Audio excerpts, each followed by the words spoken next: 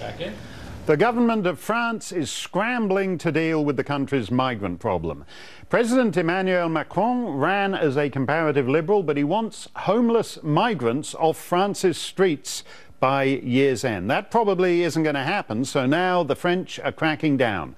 Authorities are ramping up expulsions, checking IDs at emergency shelters, and doing a host of other measures to get migrants out of the country and keep them out. Does France have a lesson for America's own migration issues?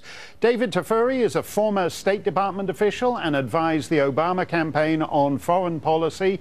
David, it's always interesting to see how countries that have reputations as being more liberal and progressive deal with some of these issues.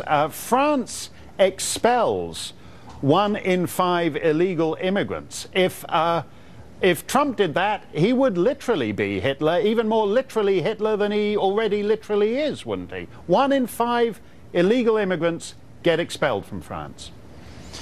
Well, I wouldn't agree with that characterization, but you're right. Macron is doing some interesting things with respect to migration policy in France, and these are things that France needs to do. Here's some of the things it's doing. As you mentioned, it's getting some of the migrants off the streets, but it's trying to get some of them into shelters. It is also setting up centers in Africa for those who are asylum seekers to be identified and observed and chosen from Africa so that they know before they go to France whether they're going to get asylum or not. That's also very important for limiting those who are going to go expecting to get asylum and not get asylum. But one of the most important things that Macron is doing is he's distinguishing between economic migrants and political asylum seekers, or those who are refugees that meet the standard for refugee, meaning they have a well-founded fear or of death or injury if they're returned to their country of origin. And he's accepting asylum seekers, true refugees, and he said France is still open for refugees, whereas economic migrants he's trying to discourage from coming to France. And that's something that we can learn as well. It's something we should be doing, but President Trump has not made that distinction in his policy thus far. Well, no, because everyone knows that the refugee system and that status of a genuine fear of persecution is abused routinely in the immigration systems of the West. France is, if you go to Paris, for example, and you can go a couple of blocks from the best hotels, the Georges V or the Plaza Athénée, and you would think you were in a country and a city that has fallen apart. A beautiful city with streets piled with trash. The jungle camp at Calais that they shut down has basically moved to the capital city now. Is this not a warning of what happens when essentially you have let anybody who can walk into your country stay in your country?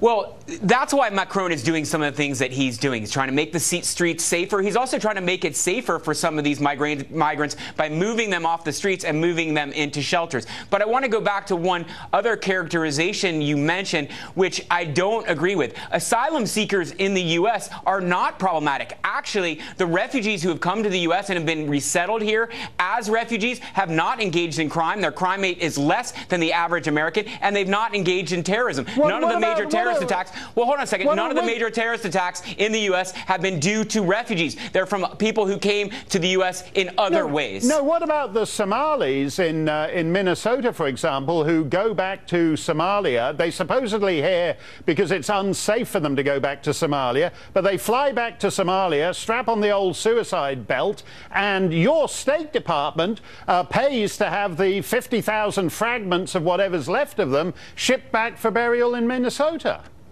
Mark, you got to look at the statistics. I mean, you can pull out one, crazy situation, but if you look at the statistics, asylum seekers and refugees in the United States have not engaged in crime and they have not engaged in terrorism. And it's because our asylum process has a very substantial vetting procedure. They're vetted overseas. It takes 2 years for them to go through that vetting process. They're interrogated. They go through questioning and background checks. And by the time they make it here through that difficult process, they normally are law law-abiding citizens who contribute to our society. Now, I agree with you, though, that we have to do a better job of limiting those who come from overseas who do engage in terrorist attacks, and there are many who have done that, but they have not come as refugees. They've come through other ways. They've come on visitation visas, they've come on family visas, they've come through other means, and those are the ones that we should be more focused upon. Well, what's the answer to that? Because if you look at the situation of Europe to Africa, it's actually more severe than North America to South America.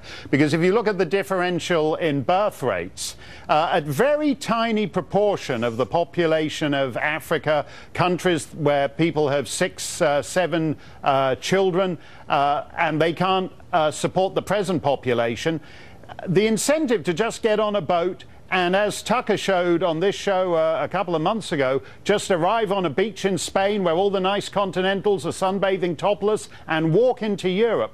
What's to prevent people from just walking into the developed world and overwhelming it?